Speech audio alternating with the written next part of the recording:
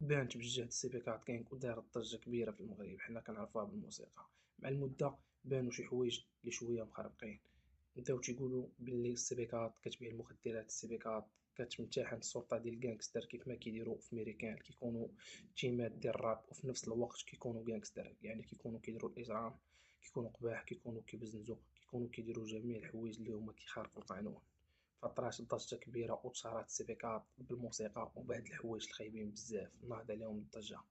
واللي كان معاهم ولد خالة مورو اللي هو الزياني. مورو فينا هو؟ مورو طلع لفرنسا.